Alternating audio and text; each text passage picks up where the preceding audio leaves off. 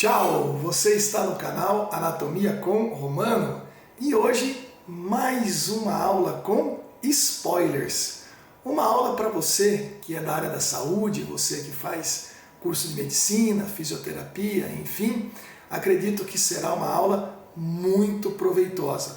A aula será baseada, como a gente sempre faz aqui no canal, no vídeo da série Você Sabia, lá do meu canal do Instagram, Anatomia com Romano. Então, vamos a ela, ok? Vamos lá para a nossa aula com spoilers. Anatomia do sistema facial renal. Essa é a capa do nosso vídeo lá da série Você Sabia, né? Onde falávamos sobre a cápsula ou a fáscia renal. E você já sabe que essa fáscia também é conhecida, né, o seu epônimo, como a fáscia ou a cápsula de Gerota. E nós vamos então iniciar a nossa abordagem, né, a fáscia ou a cápsula de Gerota, a fáscia renal. Vamos conversar um pouquinho aqui sobre, na verdade, um pouco mais, né, de quem foi Gerota. Dmitri Demetrios Gerota. Nascido então aí em 1867, falecido em 1939, né? Já abordamos bastante coisa a respeito dele lá, mas há muito mais coisas a respeito da vida e a obra desse grande anatomista romeno, ok? Então eu sempre faço o convite, você que gosta dessa história da anatomia, tem essa paixão, faça isso. Pesquise lá um pouquinho mais sobre a vida e a obra de Dmitri Demetrios Gerota. Dentre suas várias contribuições, ele aí fez então essa contribuição da anatomia topográfica, publicou vários trabalhos com essas relações anatômicas do abdômen e do retroperitônio. Então essa obra dele, né, um trabalho pioneiro dele aí, que tem esse nome bem complicado para que a gente possa aqui falar, né, mas em tradução, contribuições para o conhecimento do aparelho de fixação do rim. Eu não consegui nas minhas pesquisas a respeito dessa obra achar alguma imagem, né, desta obra dele, desse artigo que foi publicado em 1895, mas consegui algumas partes, né, da sua publicação, muito interessantes. Então, nessa publicação ele detalhou a anatomia da fáscia renal, que envolve o rim e a glândula suprarrenal. Descreveu as lâminas anterior, a fáscia de Todd, quem será esse grande anatomista? E posterior, a fáscia de Zucker-Kandel, quem será esse outro também grande anatomista, que delimita então o espaço perirenal. Ele demonstrou que o principal mecanismo de fixação do rim é a fáscia renal. Foi ele quem dividiu em folha pré-renal, a anterior, e a retrorenal, a posterior, composta por fibras conjuntivas, né, um tecido aí laminado, e que separa a gordura perirenal da pararenal. Então essa foi a grande contribuição nesse sentido, o que levou Gerota a ter aí o seu epônimo, né, eternizado na anatomia. Essa descoberta foi muito importante para a compreensão da anatomia do retroperitônio e tem implicações clínicas importantes, especialmente em cirurgias abdominais e no tratamento de doenças renais. Por quê? Porque abscessos e hematomas podem ficar ali limitados, né, ao espaço perirenal pela cápsula, e tumores renais geralmente respeitam a cápsula de Gerota nos estágios iniciais, como esse critério importante aí de estadiamento em oncologia, o T3A, que é quando ocorre a invasão da cápsula de Gerota. Então fica aqui o convite, pesquise lá, você vai se surpreender. Hoje na Romênia existem hospitais, ruas, ele basicamente ajudou a criar um hospital, né? Então foi muito importante a vida de Gerota, não só para a anatomia, mas para Bucareste, né, e a Romênia como um todo, vamos dizer assim.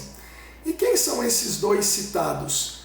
Karl Todt, né, também ali contemporâneo, né, 1840, 1920, e Emil Zuckerkandl, também contemporâneo, 1849, 1910, foram dois anatomistas importantes austríacos, né, austríacos. Inclusive, Zuckerkandl, existe até hoje em dia uma controvérsia. Por quê? Porque até num artigo recente, 1989, está lá no PubMed, o artigo se intitula exatamente isso, Girota versus Zuckerkandl, The Renal Fascia Revisited. Quer dizer, fizeram aí uma análise, né, de toda a vida de Girota e de Zuckerkandl para saber quem é de fato aí, vamos dizer assim, o pai da fáscia renal, né? E em 1883, então portanto 2 anos da publicação de Girota, Zuckerkandl descreveu apenas a fáscia renal posterior. Ele não reconheceu a anterior. E Girota, sim, documentou a existência da fáscia renal anterior e atribuiu, né, a sua nomenclatura aí a posterior, a anterior, né, pré-renal, retrorenal e, portanto, o trabalho mais bem elaborado anatomicamente acabou levando a ele o nome. Agora, TOT eu vou deixar para vocês pesquisarem antes que saia lá no canal, porque em nada a ver tem essa lâmina facial de TOT na fáscia renal, e sim lá na região cólica, né, do colo ascendente, do colo descendente, no caso principalmente do colo ascendente do intestino grosso. Pesquise lá, você vai se surpreender, ok? Então, estamos falando, obviamente, do espaço retroperitoneal, né? Esse é um corte sagital mediano, não temos o vislumbre, né, dos rins nesse corte, mas temos neste desenho a ideia de que, então, o peritônio vai deixar um espaço, né, retroperitoneal bastante importante. Então estamos conversando desse espaço que veremos que irá se comunicar com a cavidade pélvica, né? Isso é bastante importante. Então esse é o espaço extraperitoneal, retroperitoneal, que se comunica com, por meio, né, faciais, com estruturas, né, também faciais, com a região das fáscias ali endopélvicas, né? Da região da cavidade pélvica, né? Então, estamos aqui nesta região, os rins então ocuparão esse espaço. Mas eu quero que você também já aproveite essa figura, né, para saber o nome de uma outra estrutura que será extremamente importante, né? Nós não temos apenas a região, né, recoberta de peritônio na cavidade abdominal. Nós temos, na verdade, toda a cavidade abdominopélvica revestida por uma fáscia de tecido conjuntivo, que é a fáscia transversal. Na verdade, essa fáscia tem um nome mais geral, chamada de fáscia endoabdominal. Assim como no tórax, temos a fáscia endotorácica. Essa endoabdominal, ela se continua na cavidade pélvica com a fáscia membranácea da pelve. Mas como no abdômen a grande área de revestimento é com o músculo transverso do abdômen, ela recebeu o termo fáscia transversal. Mas veja que ela também vai revestir o músculo quadrado do lombo, vai revestir o músculo psoas maior, e ali recebendo o termo, né, de fáscia do quadrado e fáscia do psoas maior. Mas o que eu quero que você note é essa fáscia transversal nesta localização aqui. Daqui a pouco ela será muitíssimo importante para o desfecho das fáscias renais, ok? Então algumas imagens de alguns atlas para que a gente então tenha essa nítida diferença, né, da onde estamos falando, o peritônio então visceral ou parietal anterior, parietal posterior, delimitando aí a cavidade peritoneal, e aqui vemos as estruturas retroperitoneais, né, como o próprio duodeno, como a região do pâncreas, né, todo o pâncreas, né, sendo aí ó, o duodeno de novo aqui, retroperitoneal, mas obviamente a veia cava inferior, toda retroperitoneal, e o final, né, das suas tributárias, assim como a aorta descendente abdominal, e os seus ramos inicialmente são todos ali retroperitoneais, né? Então aqui você vê um corte agora um pouco mais à esquerda, né? E tá aí então a nossa aorta, né? Então mais uma parte do duodeno, mais uma parte do pâncreas, né? E a gente observa então toda a artéria aí nessa extensão do desenho, a aorta descendente abdominal, e veja que os seus ramos inicialmente ali estão desprovidos do peritônio. Obviamente, a hora que eles estiverem dentro do mesentério, do mesocolo sigmoide, do mesocolo transverso, né? Como é o caso aqui, né? Do mesentério, como é o caso aqui, ou dentro do ligamento hepatogástrico, né, do aumento menor, como estarão aqui as gástricas ou como estarão aqui as gastroomentais, estarão ali revestidas pelo peritônio, né? Aqui já um corte, né, parassagital, neste caso aqui à direita, né, você já observa uma outra estrutura também retroperitoneal, que será envolvida pela fáscia renal, a glândula, né, suprarrenal. E agora aqui já bem evidente o rim completamente fora do peritônio, então parietal da parede posterior do abdômen. Não tem a ver com o nosso encontro aqui hoje, mas vou deixar registrado aqui a área nua, que também é desprovida de peritônio, por isso área nua, né? Claro. Bom, num corte transversal, a gente também deixa bem nítido, né, nesse desenho, o peritônio, então, parietal, revestindo anteriormente o rim e o deixando para fora, assim como o pâncreas, que está aqui, então a aorta, a veia cava, né? Ok? Então a gente observa bem essas estruturas bem retroperitoneais, e aqui a gente já começa a observar aquilo que eu comentei com vocês. Estamos aqui com a nossa fáscia transversal.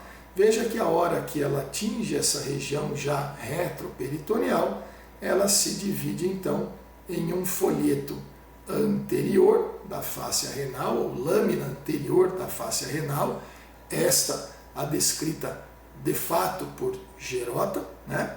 E aí temos também um folheto posterior da face.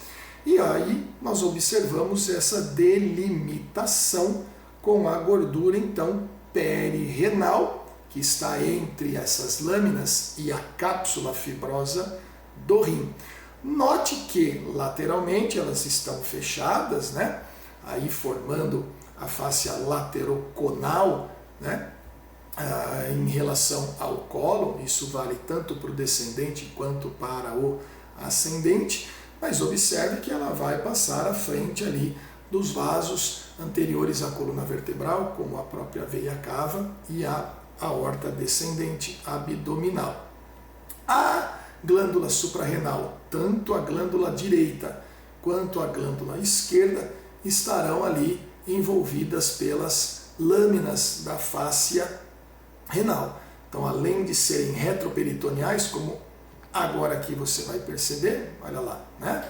Além disso, do peritônio parietal, então, forrando tudo isso, ela também será ali, na verdade, fixada pela fáscia junto ali ao diafragma, né? Ela é pouco presa ao rim propriamente dito, ok? Aqui algumas imagens de alguns atlas para a gente perceber como a gente não observa o rim. Você retirou aqui todo o intestino delgado, no caso o jeju, no ilho, tirou aí o intestino grosso, e você observa que os rins estão lá posteriormente escondidinhos, né? Lá, atrás desse peritônio parietal, inclusive as glândulas suprarrenais. Você só observa a parte da glândula suprarrenal direita ali, porque ela se encontra uma pequena porção dela ali junto da área nua do fígado à direita, né?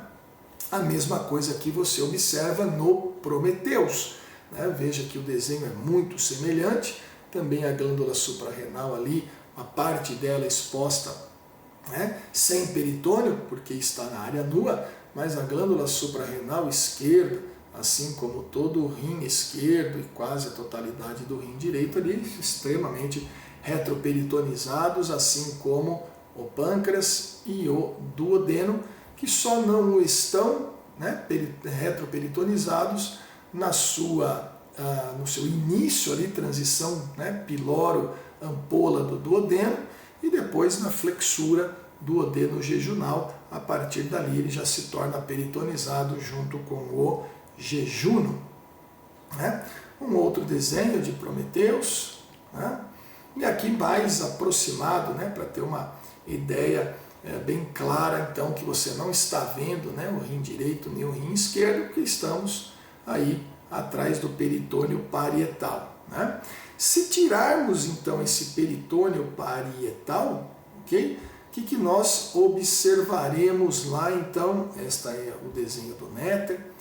Nós observaremos ali a fáscia e, tirando-se a fáscia, a gordura perirenal. A gordura perirenal, também chamada de cápsula adiposa, né? Cápsula adiposa, até porque ela está junto ali à cápsula fibrosa do rim, tanto direito quanto esquerdo.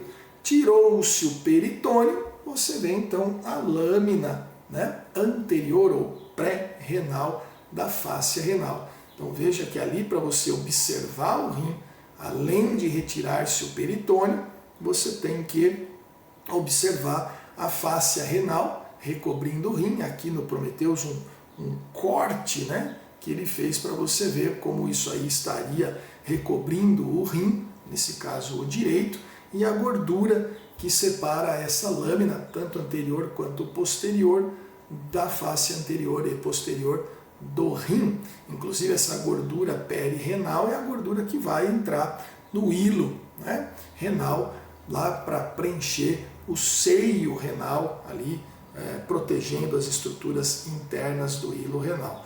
Aqui já sem fáscia, né, a lâmina anterior da fáscia, e bem evidente então aí a cápsula adiposa do rim. A cápsula adiposa ela não fica tão volumosa numa situação de obesidade, assim como fica o corpo adiposo renal, né? Que seria a gordura pararenal, que essa sim fica bastante volumosa, formando ali o leito, né, renal posterior junto ali ao diafragma, né, as últimas duas costelas, o final ali, né, do transverso do abdômen, com a sua lâmina ali da fáscia tóraco-lombar, o próprio quadrado do lombo e o psoas maior, como você vê deste lado aqui, né? Então, o transverso do abdômen, o quadrado do lombo e o psoas maior, uma parte do diafragma, né? E isso forma aí o leito, né, renal. Aqui num desenho muito bonito de Sobota, você também vê essa questão aí do rim e dessa gordura, né, perirenal, formando ali o leito, né, renal, que na verdade será mais pelo corpo adiposo renal, que é a gordura pararenal.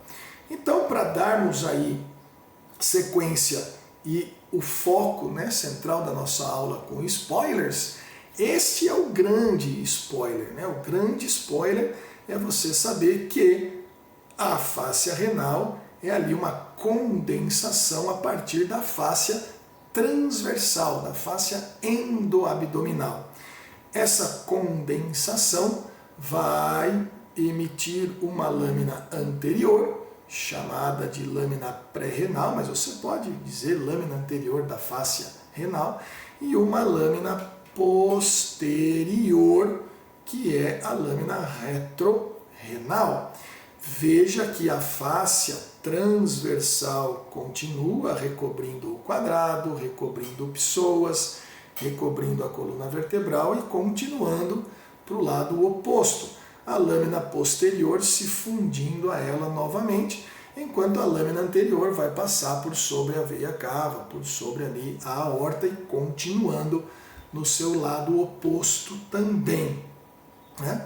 Num desenho muito bonito de Sobota, ele mostra então bem detalhadamente, né, a fáscia transversal numa cor bem evidente, né?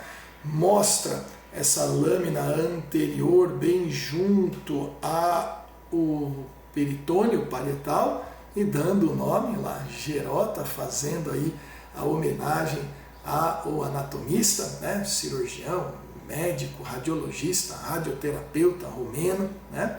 E o folheto, então, posterior, a lâmina posterior. Note como ele vai mostrar bem claramente a fusão novamente dela, de novo com a fáscia transversal, que se continua, mas a anterior passando anteriormente aos grandes vasos aí da cavidade abdominal e se continuando com o lado oposto, né? E assim vão os grandes anatomistas aí, né? Então você vê o Netter falando do peritônio, né? Parietal nesse caso aqui, e aqui separando, né, as camadas anterior e posterior da fáscia renal, homenageando novamente Gerota, separando então a cápsula fibrosa, né, da cápsula adiposa, que ele chamando de corpo adiposo perirenal, e posteriormente a lâmina posterior, né, e junto ali ao peritônio parietal, a nossa fáscia adiposa, né, o nosso conjunto, né, corpo adiposo renal, que é a gordura pararenal, aqui ele mostrando apenas ela retroperitoneal, né, mas ela vai para toda esta região e forma aí, então o leito, né, renal, e esta sim pode acumular-se bastante, né, numa obesidade, né, o que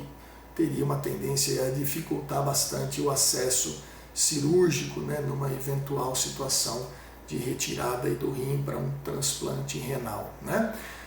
Este é um desenho do Atlas do Gray. Note que ele também faz aí um desenho bem bonito, destacando em cores a fáscia transversal, né? E depois as lâminas anterior e posterior, e separa bem aí o que é a gordura perirenal do que é a gordura pararenal, aquele chamando corpo adiposo peri, corpo adiposo para, você pode encontrar como cápsula adiposa, o peri, e corpo adiposo, a pararenal. Ok? Aqui numa figura um pouco mais aproximada, né? A mesma coisa. E assim vamos em outros atlas, né? Como o Prometheus, lá, fáscia anterior, né? Renal de Gerota, né? A fáscia posterior, né? A lâmina posterior. Ele não chama tanta atenção às gorduras neste desenho, nesse corte, né? Novamente um outro corte de Netter, e aí sim, também gordura pararenal, vai falar da cápsula, né? E vai falar das lâminas anterior e posterior da fáscia renal. Note, né, bem as estruturas, né, retroperitoneais, né? Estruturas, órgãos retroperitoneais junto aí ao rim. Ok? E num corte aqui sagital, aí sim ele se dedica a uma se dedica ao espaço retroperitoneal. Veja como neste corte você já observa que a glândula suprarrenal está lá, entre as lâminas anterior e posterior, né? A fáscia renal na sua retrorrenal, mas eu quero chamar a atenção desta abertura aqui, né? Essa abertura medial inferior, porque lateral nós temos a fáscia lateroconal, né? Essa abertura vai permitir, em algumas situações, a comunicação com todo o espaço retroperitoneal e com a cavidade pélvica, né? Note mais uma vez a glândula envolvida, né? E como Netter dá toda essa atenção à pararenal, com as lâminas anterior e posterior da fáscia renal, né? Então, bem destacado nesse sentido aí, ok? Aqui um pequeno errozinho, aqui a gordura perirenal, porque nós estamos dentro da lâmina posterior da face, ok? E eu gosto muito desses dois cortes, não é à toa que eles fizeram parte ali da abertura, né, do vídeo do Instagram. Esse é um corte do lado direito, né, de Sobota, né, um desenho bem bonito, com a cápsula, com a sua face anterior e posterior, note essa abertura. Depois ele dedica uma do lado esquerdo, com o baço, né, e o rim e a lâmina anterior, e faz a abertura, bastante gordura pararenal, né, então dois desenhos muito bonitos de Sobota, né. Aqui eu mesmo desenho que anterior, mas já chamando a atenção desta abertura, tanto aqui quanto aqui, nesse desenho bem bonito de Gray, né? Note mais uma vez lá a glândula, né, protegida ali pelas duas lâminas da face, atenção à gerota, né?